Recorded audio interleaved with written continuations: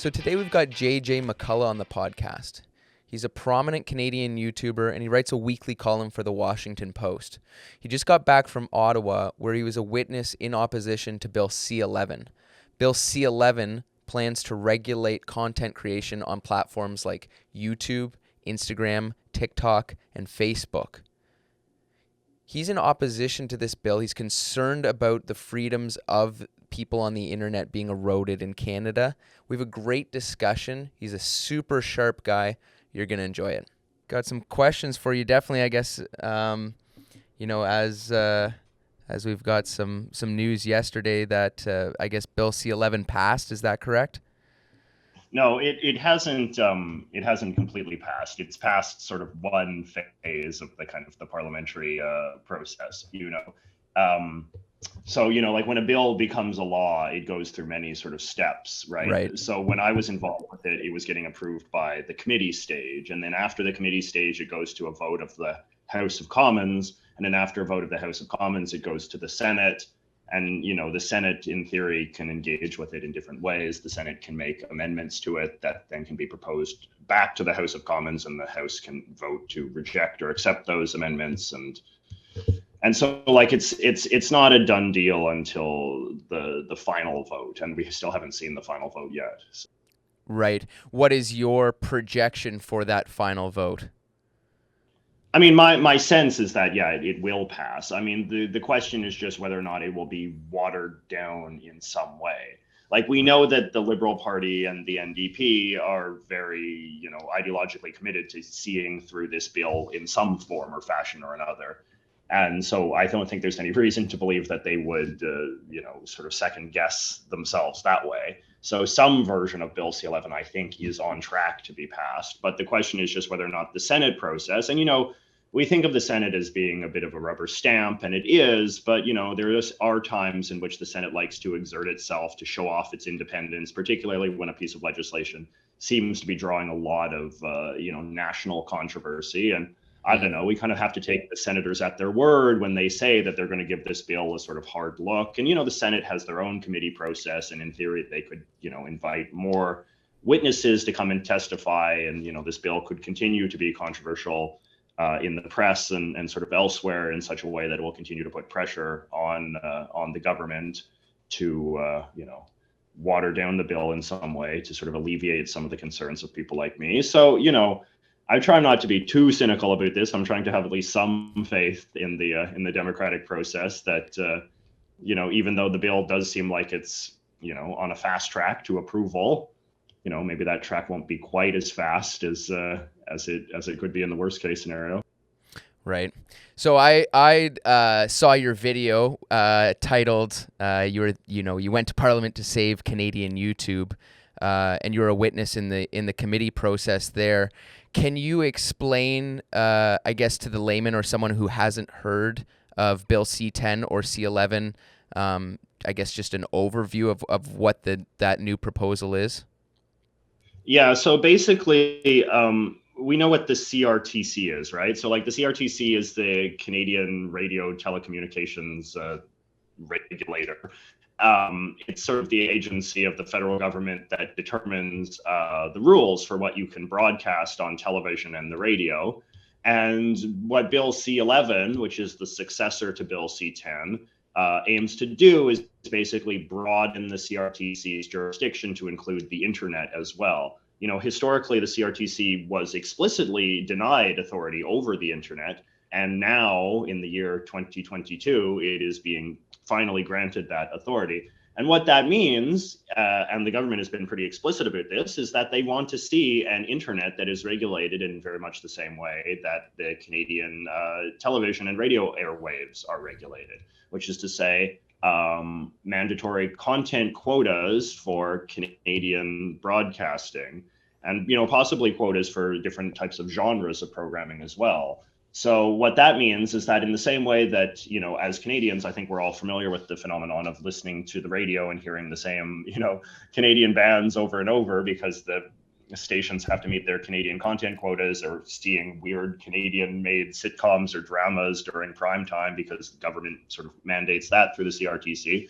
This will soon be a similar regime in some form or another that will be imposed on streaming platforms like Netflix and Disney Plus and YouTube as well. So that's the kind of thing that has people like me up in arms, because we don't really want to see YouTube regulated in that way. We don't want the CRTC to be mandating quotas of certain content or genres of video on the platform that has historically been sort of a user-centric viewing experience, in the sense that YouTube has its own algorithm that determines what kind of videos pop up, what types of videos you can discover, what kind of videos show up in the search bar. And basically, under this legislation, the CRTC would have a lot of authority to sort of like dictate to YouTube how they would have to sort of, jigger with their, with their discoverability algorithms in order to promote, good Canadian content.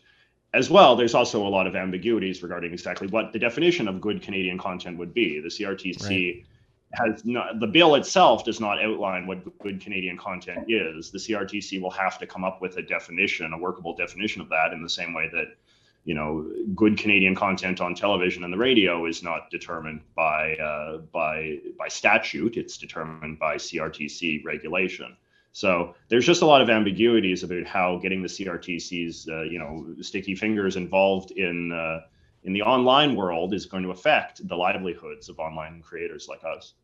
How do you see that actually playing out? Like, does the Canadian government now get a look behind the doors of YouTube's algorithm? Is there a Liberal Party layered algorithm that goes on top of YouTube, TikTok, Instagram? Like, how do you see that, playing out in practice? Well, the way I see it playing out in practice is that at some form after this bill is passed, the CRTC will come up with some sort of definition of what makes a video Canadian enough to deserve promotion in the new sort of revised algorithm. They'll come up with a sort of set of metrics. The CRTC will decree something like, well, if the video has Canadian music, if it has a Canadian actor, if it discusses, Canadian themes, and then you'll get special brownie points if you have, French in it, or Indigenous content, or various other sort of ideological objectives. And then what YouTube will have to do is that I assume that what YouTube will do is that they'll make some sort of self-accreditation tests that you'll probably have to fill out. So it's like when we upload YouTube videos right now, we know that we have to check that little box that says there are no minors in this video. This is not geared towards children. That's a result of legislation that was passed in the US, the Child Online Protection Act, so that's kind of a legacy of that. And then we also know that when we upload videos, we have to check all of the boxes that sort of say, is there sex or violence or, whatever in the video. And we do that because of the advertiser demands. So I would assume that in the future, YouTube, when a Canadian, I assume tracked by their IP or whatever, is being seen to upload a video, YouTube will probably make you self-certify that your content is Canadian enough to deserve promotion. And then in the same way that your self-certification can be audited by YouTube, like if you say there's no sex in this video, but you upload porn, they can demonetize you or punish you in various ways for lying to the YouTube algorithm. So I assume that there'd be a similar system where it would begin with self-certification that could then be subject to audit by YouTube, and that your authenticity of content as measured by the Canadianness of it will then determine if that video gets boosted or suppressed when a Canadian user is browsing the YouTube website. Right. I mean, it seems like an impossible task to regulate, and maybe I'm just ignorant to the, how the YouTube's ability to regulate that stuff, or the Canadian government's ability to regulate that stuff. When the definition becomes, or not the definition, but when the MO becomes so broad in that, increasing racialized communities, cultural linguistic minorities, people with disabilities, it seems like anyone can wedge themselves into one of those categories to try and gain a leg up within the new algorithm. Yeah, I mean I suppose that's true. That is a sort of, certainly like when we come to some of the identity politics type of categories, it is a little bit difficult to imagine how they would be able to sort of audit that, right? Because I mean, at the same time, though, I think it's important that we don't think that the internet is kind of like beyond regulation, or that content is sort of beyond scrutiny, because we do know that, like as I said, YouTube already asks you to, self-certify on a whole bunch of topics that we might think are a little bit difficult to regulate. Like, YouTube prohibits discussion of like illegal activities, like mocking content, or as I said, stuff relating to sex, right? And like, they're pretty good at screening out that kind of stuff, or promoting conspiracy theories or terrorism or all this kind of stuff, because like the YouTube system, I mean, the AI, I guess, is very sophisticated. It can evaluate images that are shown on the screen. It can evaluate exactly what you're saying. They have a good sort of AI that can determine all of the words that are said in a video, and then it can sort of select if you say bad words or swears, or just certain phrases that are maybe associated with misinformation or what have you, right? So like it is a pretty robust system. But I mean, yeah, you're not wrong to suggest that there are perhaps some loopholes. And I mean, it will be very interesting to sort of see, depending on how strident this regime is, the degree to which Canadian YouTubers sort of engage in all sorts of clever tactics to try to game the system in some way, which I think is a legitimate concern that government is going to have to worry about. Like, if Canadians are going to be sort of so rebellious against this, that everybody is, going to self-certify as, I don't know, being an Indigenous creator and a disabled creator or something like that in order to like get their content boosted. Whatever, I suppose, becomes seen as like the easiest way to get yourself certified as a good Canadian video maker, is, I assume, what a lot of Canadians are going to try to do in order to play with this system. Right. So in your hearing there, you were with you were one of the witnesses, but all the other witnesses seem to be like these big corporate entities, Bell Canada and other big lobbyist groups there. What if you're being charitable, what is their motive behind having this bill passed? Yeah, so I mean, there is a motive that I suppose I'm a little bit sympathetic to, in the sense that the old media companies, the old media broadcasters, the Bells and Global and CTV and CBC and all the rest of them, they are a bit jealous of the internet, because the internet is free, right? Like the internet is like an unregulated platform, and they have to exist in this hyper regulated platform, right? They have to do the Canadian content quotas, right? They have to, air the good Canadian content, often in like their most profitable hours, like in primetime television. You have to reserve X number of the primetime hours for Canadian shows, which is why, when you watch Canadian TV, it often seems bizarre that they're airing some weird, sitcom or cop drama that you've never heard of, like at 7 p.m. when you think of like, why is this being shown now when this is clearly not a popular show? It's because the law obligates them to do it. The law also obligates, and this is sort of like a whole other component part of the bill that's perhaps a little bit less discussed because it's a little bit less sort of sensationalistic.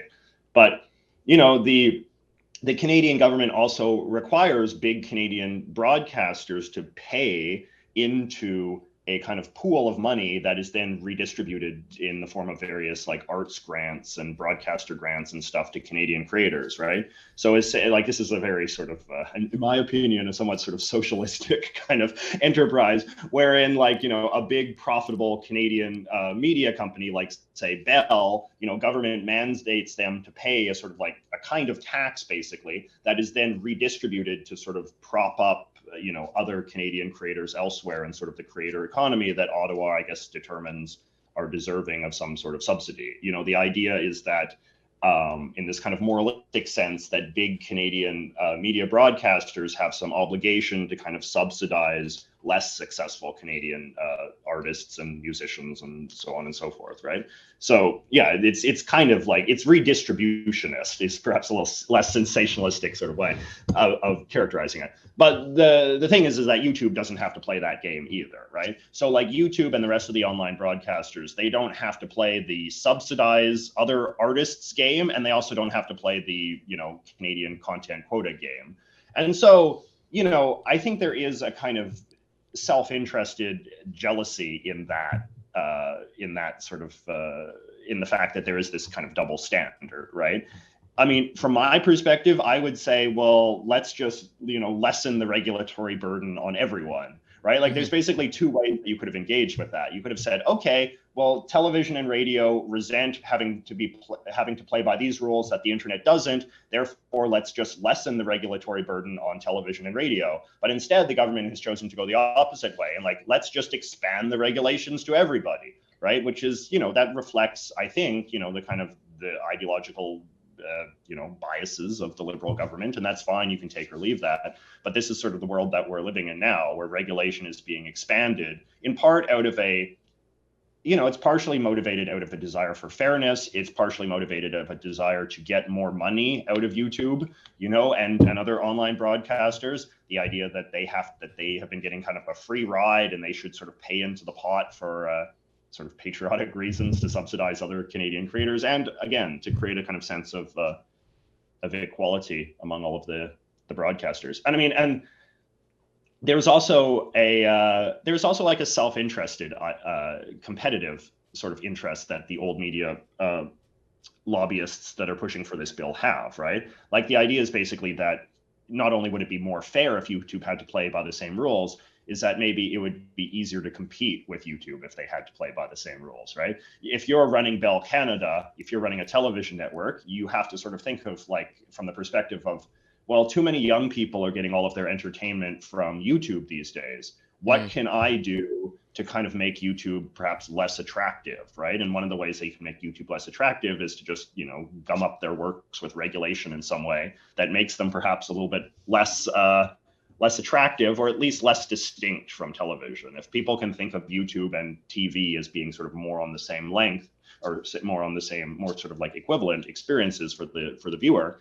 well, then that ultimately works, I think, in the old guard television stations' economic self-interest. Yeah, I think a lot of people have the notion that these big corporate entities, would love the free market and on all that, but I don't think it's right. I mean, you look at Walmart is, the biggest supporter of the minimum wage laws, just for that same reason, to help lessen the competition of other stores that can't pay whatever the minimum wage is. Yes, that's a good insight. Yeah. I guess moving on to, the definition of culture, you're probably the guy to ask. What is the definition of culture in your mind, and then I guess Canadian culture? In my mind, okay, so that's kind of like a very broad sort of philosophical question, isn't it? I mean, I don't know, culture. I mean, it's a very big topic, isn't it? I mean, like, culture is I think. Sorry. We could just go to Canadian culture, and then we'll try and narrow it down, or if you want to just go to Canadian culture. Well, I mean, like, I've done like a few videos on this topic on the sort of the question of sort of like, what is culture, and like, people have come up with different sort of theories of criteria as to what culture includes or it doesn't include. Like, there's this diagram that I feel like I often use in some of my videos, which is like a kind of the idea of like a cultural iceberg. And the idea, oh yeah, here it is. I've got it right on my computer right now, so I can quote it to you. And I mean, like, this is not a perfect definition, but I think it kind of gets close to something approximating a workable definition of culture, which is the idea that, like, on the top of the iceberg, you have culture manifest by things like food and music and language and, literature and holidays and sort of material kind of things like that, like the way that culture manifests in a kind of material realm. And obviously, in the context of the conversation that we're talking about, we would also include things like television or radio or, YouTube, internet entertainment, right? Stuff that you basically consume and can engage with in a kind of physical sense. But then, like, at the layer below that in the iceberg, you then have ideas like that are kind of like abstract kind of considerations, like what is beautiful. Like, a different culture might have a different concept of beauty, beauty for men or beauty for women, or like what is a sort of an artistically, it's sort of like aesthetically pleasing object. That's kind of a cultural value that can be kind of vague.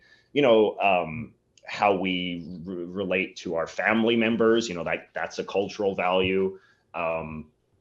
Sort of stuff, of course, relating to like gender or relationships with like the old and the young, or relationships with animals, and a lot of this is obviously bound up in religion as well, which is a kind of cultural touchstone as well. And so, like, I don't know, like when I think of Canadian culture, I think in terms of all of these kinds of variables, right? Like I think in terms of the material things, and then I also sort of think in terms of the the deeper kind of like moral, philosophical kind of precepts that define who we are as a people. And I mean, like, it's obviously would be a very big topic to kind of like go through the line and kind of deconstruct each one of those component parts. But, I mean, I think that's what culture is, right? I mean, like what makes me distinct, I think, is that I like to think of Canadian culture in a kind of holistic way. And I think of like Canadian culture as being sort of defined by all of these little things that make up sort of the rhythm of life and the experiences that all of us go through our lives as Canadians, sort of interacting with. I don't define Canadian culture the way that most people define Canadian culture, and certainly the way that the government defines Canadian culture, which is through this narrow lens of anti-Americanism, right? So it's just like anything that is un-American is somehow like the truest manifestation of Canadian culture, right? So it's like if you have, if you have a choice between a hot dog and an Nanaimo bar, well, somehow the Nanaimo bar is like a more pure embodiment of Canadian culture, not because Canadians actually eat Nanaimo bars with any frequency, but because that's something the Americans don't have. And therefore it's like true. And, whereas a hot dog, Canadians probably eat like millions of pounds of hot dogs a year, but somehow that's not a symbol of Canadian culture because, Americans have hot dogs too. And, so I just think like that's a very narrow and kind of dopey way of thinking about Canadian culture. When I think that, I think that to like Canada is to like Canada as it actually exists, and not to just view it as sort of narrow, heavily politicized realm and through this insecure realm of anti-Americanism. I think that Canadian culture and American culture are very similar, but that's never bothered me. I think that that's just what Canada is. And you can either like that or you can dislike that. But I think to dislike the American nature of Canada is to dislike the country and to instead sort of fantasize about some other aspirational version of the country rather than the one that we actually live in. Right. Do you think, because this is going to be a kind of a top-down thing, do you think that culture stays culture or retains its definition if it's not promulgated freely? Like if the government is kind of, guiding it?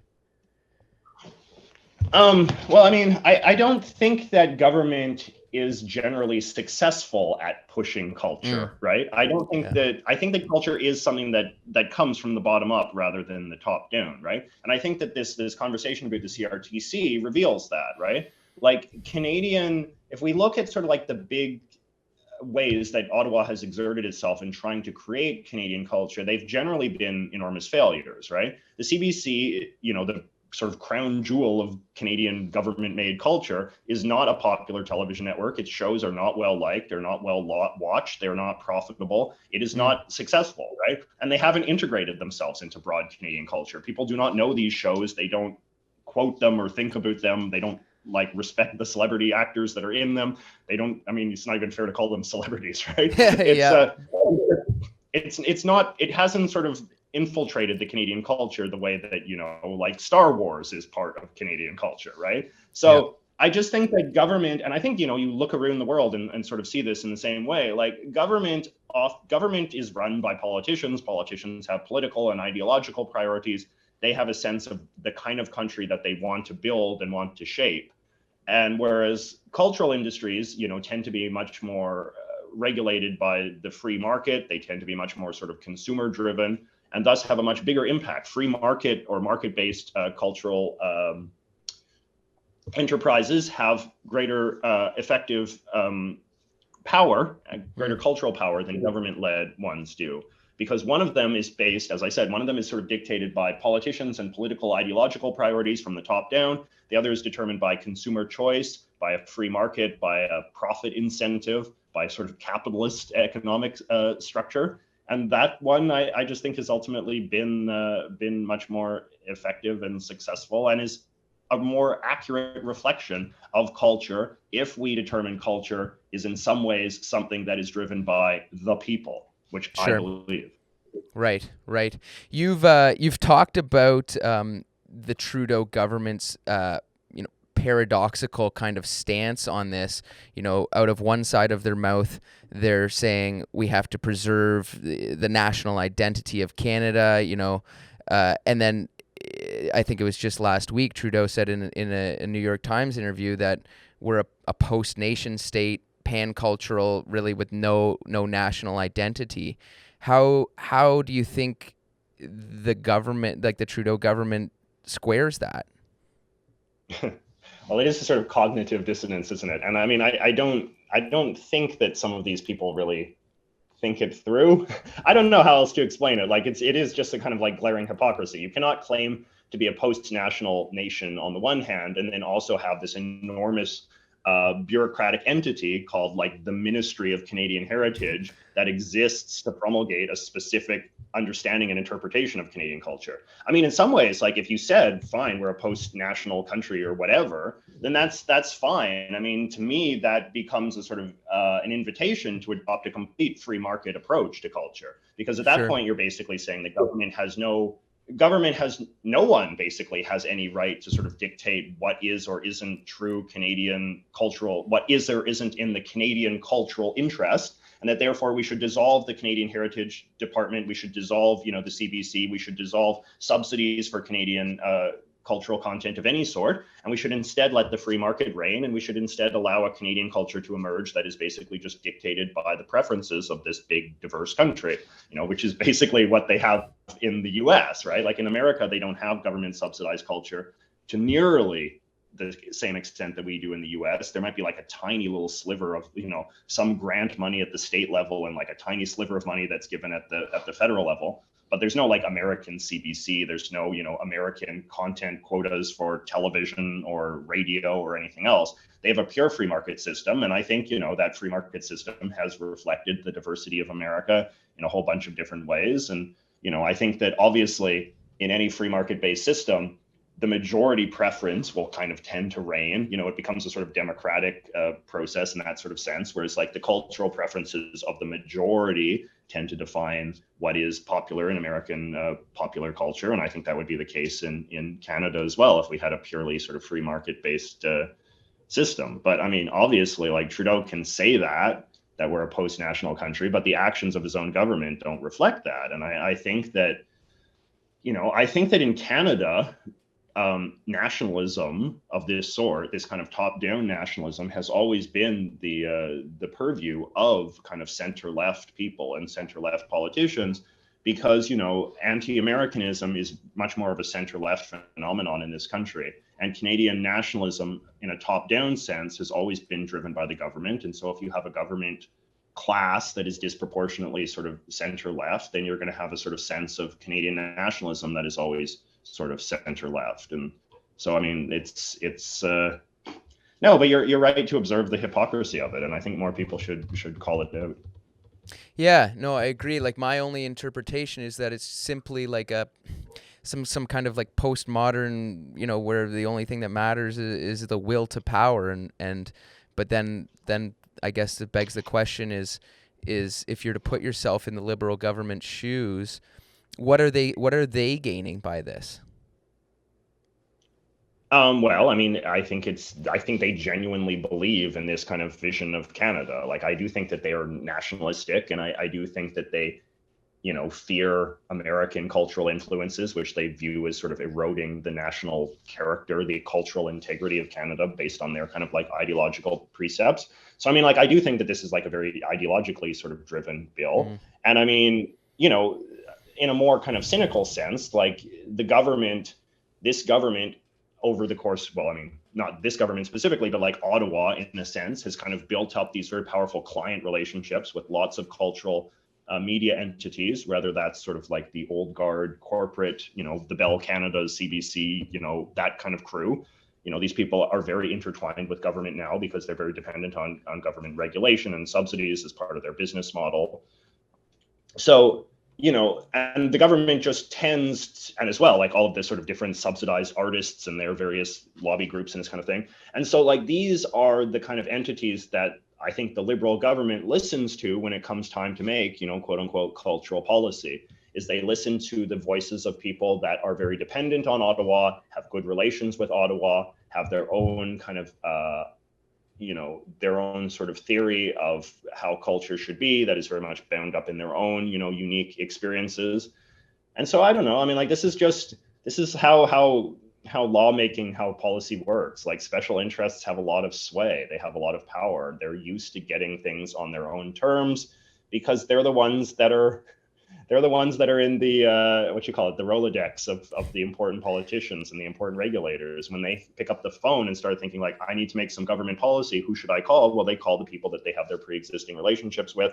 And then those people that they have the pre-existing relationships with obviously have a kind of vested interest that is often based around sort of continuing a status quo that has been very good for them. So I don't know. It's just, I think the thing about this bill is that in some ways it reminds or introduces a lot of people to the idea of Canada as a country with a lot of special interests at the table, a lot of special interests dictating the priorities of the government. And I think, like, certainly when it comes to the cultural realm, certainly when it comes to the era of the internet and sort of the era of freedom that we have all grown up just taking for granted, I think some of these old-timey special interests that dictate the terms of Canadian culture and media policy are starting to look very distasteful and very out of date and kind of shocking and arrogant and imperious. Yeah, no, I don't disagree. Is there any way that you can like steelman their argument in the way that they're kind of promoting it to all content creators? Is that this is going to be a good thing for all Canadian content creators? Well, I mean, like it could be, I suppose. Like it depends the way it's implemented, right? Mm-hmm. Like from a purely like if we like, I guess wanted to have like a really kind of like cynical interpretation of it. Like as Canadian content creators, we would benefit if they created some sort of system that made it very hard for Canadian YouTube users to watch any videos except for our videos, right? Right. Like if your average Canadian loads up YouTube and, he doesn't get to see, Mr. Beast or doesn't get to see, Casey Neistat or whatever, only gets to see, us and other Canadians. And it's like very hard to find other things, then obviously that would be in our interest to some degree, right? Like we would presumably get more views, we would get more revenue. I mean, we might have to get only crappy Canadian advertisers, so maybe our revenues might go down, but like, who knows, right? Like in theory, you could imagine a kind of like cynical case being for a kind of rigged YouTube that is explicitly designed to only sort of support ourselves. I mean, I just don't think that that's the most likely scenario to happen because I just don't think that the benefits will be broadly shared in that kind of way. Like, I think the CRTC will probably have a much more narrow definition of what is good Canadian content that goes beyond just, is a Canadian the talking head on the video, right? Like, I think it'll be probably more narrow, harder.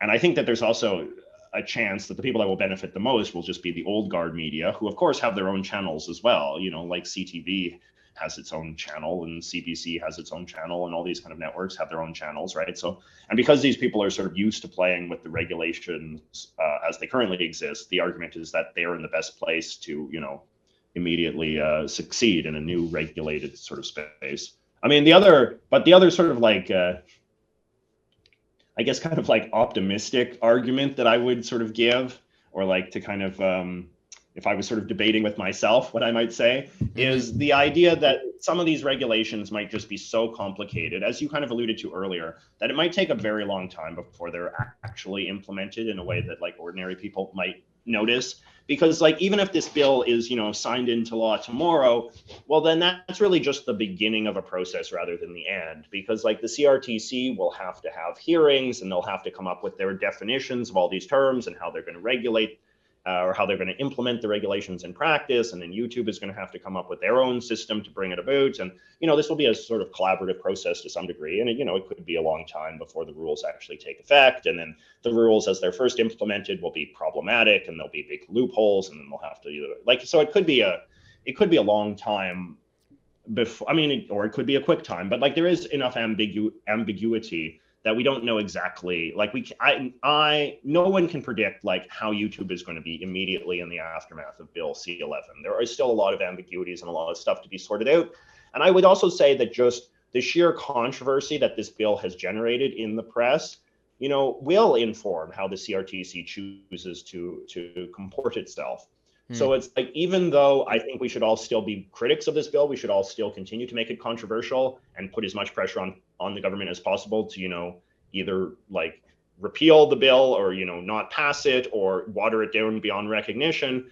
It's also important to know that even if we presume that the bill is on a fast track to approval, that the controversy still has use, because the controversy puts pressure on the government into how they're going to handle themselves post passage, which, like I said, is just the beginning of a whole new sort of regulatory process. So much legislation, so much law, so much policy that we live under as Canadians is not determined by the parliamentary process. It is not determined by laws. It's determined by regulation, right? And a lot of legislation that the Parliament passes is not broad regulation unto itself. It is merely just legislation that empowers some pre-existing legislative body to come up with rules for the future, right? And a classic example would be when we regulated or when we legalized marijuana in this country. The bill wasn't just marijuana is hereby legal. it was that to some degree, but much more of it was just we hereby empower, the drug regulatory agencies to come up with a workable model for legalizing marijuana. That is much more how a lot of legislation works in Canada these days. You just give new powers to some department of the federal government, and the politicians basically say, you guys figure this out. So that's what Bill C-11 is. It's just we want more Canadian content on YouTube, CRTC, figure it out. Right. To get to a more macro question, do you think that there's any place for the government to regulate speech in Canada? Well, regulating speech and regulating culture, I think, are kind of different Sure. issues, right? Sure. We all have, there's all sorts of regulations on speech, right? I can't plagiarize, right? That's a regulation on speech, for instance, right? There's laws against, harassment and, that sort of thing. And that's a regulation on speech. Right. So, I think that there's lots of examples in which regulation on speech could be justified as part of sort of a criminal law regime in a way that I think everybody would mostly agree is in people's interest. People don't want to be plagiarized. People don't want to be harassed by stalkers and this kind of thing, right? But when we're talking about culture, I think that it's kind of a different sort of thing. You're right to express yourself as an artist, as a creator, independently of government censorship. I think that is kind of a distinct right. That is similar to freedom of speech, but is very particular, because it's a right to express yourself freely in a particular context, right? So it's why people sometimes talk about freedom of the press is kind of a distinct thing other than just freedom of speech in general, right? So I think it's important that people have access to a free media that can publish whatever it wants. I think it's important that people have access, that Canadians have access to, other mediums through which they can create works of art or entertainment or education, such as YouTube, with minimal government interference. So that's kind of how I kind of conceptualize that. I think that some regulations on speech, in the sense of the kind of thing that you and I can just do in any context as an individual, I think that's justifiable in some limited context for the purposes of sort of maintaining, the safety of the public and the economic self-interest of individuals. Sure. But when it comes to things like free and unrestrained access to mediums, to free market mediums of communication of things like entertainment or news, I definitely think government does not have a role in supervising those sorts of places. Right. Right. Do you, to take a more cynical view, do you think the government is going to start to meddle in the, I mean, I guess there's a few questions here, in the Canadian culture war? I'd say the US is in an overt culture war. Do you think Canada is in the middle of a culture war? And do you think that the Liberal government would actually meddle via these algorithms? Well, I mean, I think that like culture war is kind of a complex topic to sort of precisely define, right? But I mean, like, I think that like when you look at sort of like some of the ideological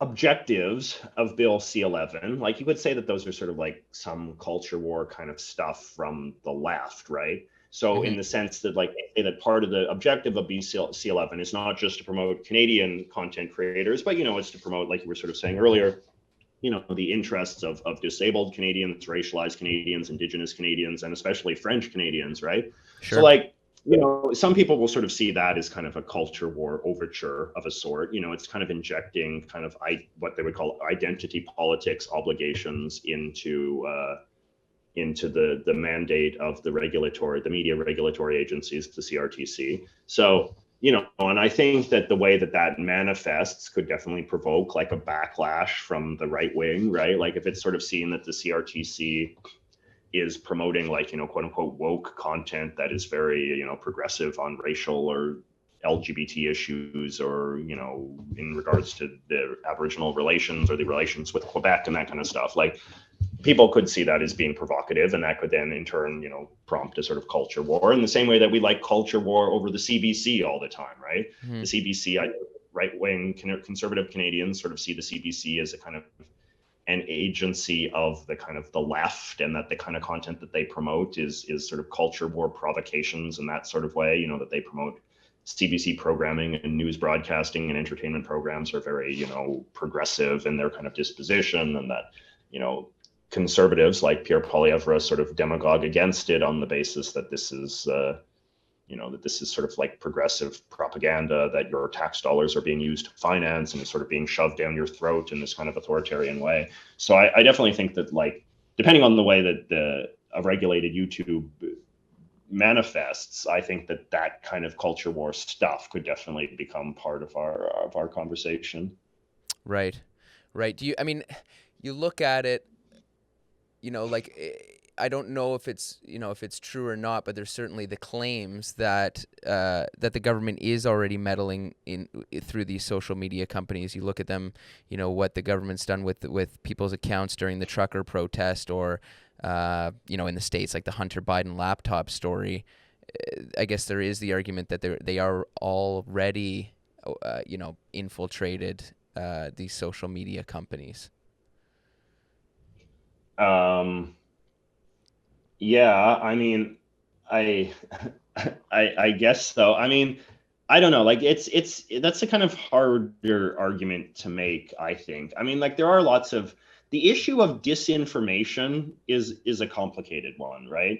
So it's like, and I'm not even super sure like where I kind of fall down on that, because it is subjective to some degree, right? Like, I mean, the Hunter Biden laptop story, I think, is probably one of the clearer examples of that, where there does seem to be like a high degree of subjectivity as to whether or not that was a legitimate news story, or whether that was like disinformation, and on what basis was it believed to be disinformation, and to what degree was there any truth to that story, or to what degree was it entirely false, and like basically like how high does the standard have to be before you can sort of justify suppressing it. But I mean, a lot of that is kind of like corporate accountability stuff, right?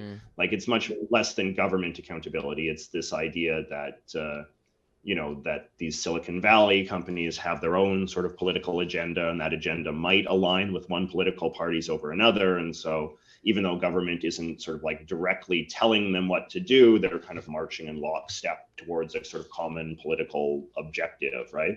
And that's kind of that's a subject for worry, I think, particularly when you have large sort of monopolistic companies, and then the idea is that they kind of function as sort of de facto public entities. This is an argument that I know that some Republicans try to make, right? Which is that something like Facebook or YouTube or whatever, well, they're not technically run by the government, but they have a sort of monopolistic hold on the media ecosystem, and monopoly is kind of like a de facto sort of public entity, and thus should be sort of regulated in the same way that the government regulate itself. I'm a little bit more skeptical of that kind of argument, but there's also the argument just about like what I was sort of saying before about misinformation, right? So it's like we already have laws when it comes to media regulation that you can't swear, or you can't just show porn all the time on television and this kind of stuff. And the reason why we have this is we have some belief that there is some sort of like public interest in having a media that is relatively constrained in some ways, in a way that basically the whole public can agree on, or that we believe that sort of like the public good is being eroded in some way. Maybe even the culture is being eroded in some way if, say, we had hardcore pornography on the television all the time, right? Right. So in the same way, I think there's an argument that says that, if people on YouTube or elsewhere are promoting like lies and conspiracy theories and just objective falsehoods dressed up in a kind of persuasive way, that could have a corrosive impact on sort of the body politic, the culture, the society, our democracy as a whole. The problem with it, though, is that just, I don't know, a lot of people have pretty, eccentric political opinions, if we want to be sort of charitable, and they might be very sincerely held. People have a right to, I suppose, believe things with a lack of evidence, or, people have a right to sort of posit their theories or their opinions. And sometimes in a free society, it can become very difficult to draw a firm line between what is just somebody's like half-baked opinion, or even a sincerely held opinion, and what is like a lie or an actively destructive conspiracy theory or sort of crackpot, belief that is harming our integrity as a democracy, right? Yeah. And I don't really know how you draw those lines. And I think that certainly when you hear a lot of political commentators on YouTube, political commentators who might view themselves as kind of contrarian or anti-establishment or, that kind of stuff, like they have legitimate fear over this kind of thing because they don't trust the government to be able to draw a clear line between, their kind of eccentric or anti-establishment opinions and stuff that is like actively harmful or destructive or misinformation or what have you. And I don't know how to draw those lines myself, but I mean, I think there is a legitimate concern. I mean, I'm not such a sort of absolutist that I believe that there is no problem with crackpots, or that all, anybody who's kind of like an anti-establishment person is just a kind of like warrior for free speech. I do think that there is a problem with people, particularly young people, who fall under the spell of just nonsense. And I do think that hurts the democracy when you have a large sort of chunk of the population who believe in things that just are manifestly not true. But, it's a challenge. We've never in human history dealt with a environment in which so many people have so much access to so much media at any given time. We've never had a time in the history of the world where you can just like open up your phone or open up your computer and then just like have access to this vast, endless smorgasbord of information. And I think it's not invalid for some people to be a little bit concerned about what the sort of the long-term societal consequences of that much information going to so many people will be. Right. No, like I don't disagree with most of it. I mean, I guess still the question is what is the mechanism for parsing it? And if it's not just, the argument against it, and it's the government deciding, I mean, there's endless examples throughout history of government propaganda that we now know is not true. And if they were just the final arbiter, who knows what we'd all believe. Yeah. And I mean, and there's also lots of examples of arguments or thoughts being suppressed as being bad or wicked or destructive that we then later learned were actually valid and were important and were the opinions that should have been more widely heard. In the in the early years of this country, right, in the colonial times, there was great censorship of the mail, for instance, because there was worrying that people were going to spread pro-democracy ideas that they got from the evil United States, and that would sort of undermine Canada's sort of like destiny as a British colony, right? So like there's lots of and we would say that that's obviously wrong, and that even though the government thought that it was in the best interest of Canadians to keep pro-democracy ideas out of their heads, we obviously realized that that was the wrong thing to be doing. So yeah, you're right. Like there is cause to be worried, but as I said before, we also just do live in a world that is unlike any world that has ever come before. Just the sheer amount of information and how easy it is to make videos and to make persuasive information and to fool people and trick people and bamboozle people and all the rest of that. And so we have to be, I think, clear-minded. It's not a simple issue, right? Like if it was a simple, it would have been resolved by now. But instead, it's a difficult one, and that's the reason why we fight. We fight over things hard. We don't fight over things that are obvious. No, exactly. You make in the committee hearing, you make the comparison between this legislation and something that might come out of a Viktor Orban's Hungary, and the people, they didn't really like that comparison. You have to imagine what the Liberal government would be saying and what the media would be saying if this exact bill was proposed by someone like Maxime Bernier. Do you think the rhetoric would be the same, or do you think that everyone would be up in arms about this nationalistic type, I don't know, far right? Yeah. I mean, no, and this is the difference between Canada and many other countries, is that the Canadian nationalists are all on the left, right? And because the left kind of gets a pass when it comes to some of this kind of nationalistic stuff, because it's assumed that their vision of nationalism is much more sort of inclusive and accommodating, and is in some respects, I guess, even not that serious or worth worrying about, right? Whereas nationalism on the right, it kind of reads to a lot of more educated or elite sort of people in the same sort of class as being worrying and troubling, because it's sort of seen as a nationalism of bigotry and exclusion and all the rest of it. Right. But I mean, in my opinion, nationalism is nationalism. And when a government has a nationalist agenda, it doesn't matter if they're nationalists of the right or nationalists of the left, it will affect the people in the same kind of way, which is to say it'll bring in, greater attempts at censorship and I don't want to use a term as sensationalistic as thought control, but certainly an effort to kind of control the nature of the people, to sort of what is social programming, or what is the term that they use? I forget what it is, but the idea of government is trying to basically mold the citizenry into a certain cultural image that they believe it's in the interests of building the strength of the nation. And that's essentially what Bill C-11 is trying to do. It is trying to in some ways exert some control over the cultural consumption habits of the Canadian people in order to build them into stronger, better, more nationalistic, more patriotic citizens.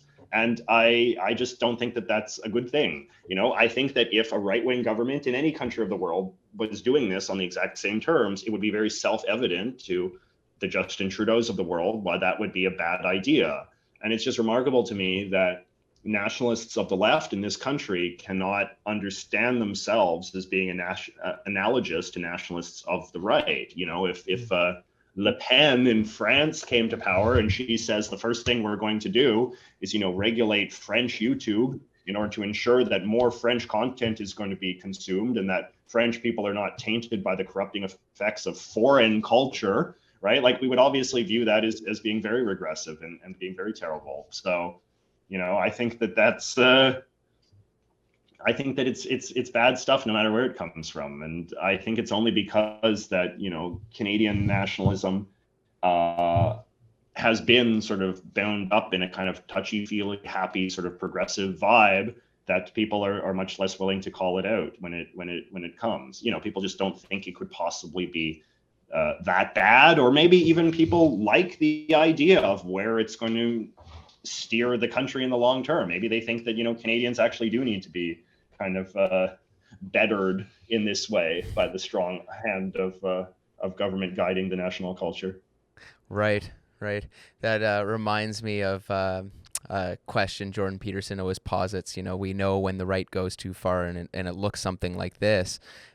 We don't really have a hard definition of when the left goes too far, and maybe it's when it looks something like what we think that what the right would be if they went too far. Yeah. How can people fight this going forward on a practical level if they don't agree with this?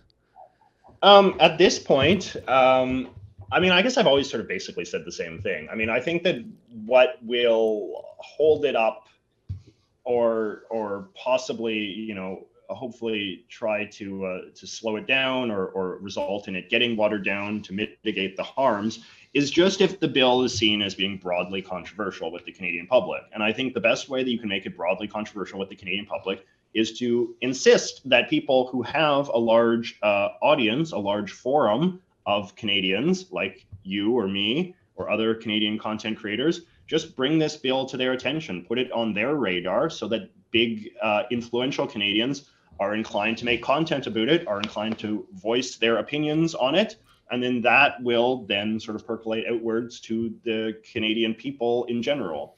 So, the Canadian media, with some exceptions, has not been very critical of this bill. But on some level, that doesn't matter because many of us have bigger audiences than the old guard Canadian media, which is partially the reason why we're being regulated now, right? So I think that it's important that Canadians who don't like what they're hearing about this bill to bring it to the attention of their favorite, Canadian YouTubers or TikTokers or, Facebook personalities or Twitter personalities or whatever. If you know an influential Canadian whose content you like, ask them to weigh in on this bill. Because I think that the government is receptive to public controversy. We don't live in a democracy like the U.S. where lobbying your individual members of parliament or the senators, certainly the senators who are accountable to no one because they're not electable, like that, I don't think is the best strategy. And I sometimes see people trying to push this very sort of American type of strategy where it's like, well, contact your senator, contact your representative. It's like, no, I don't think that's really what works.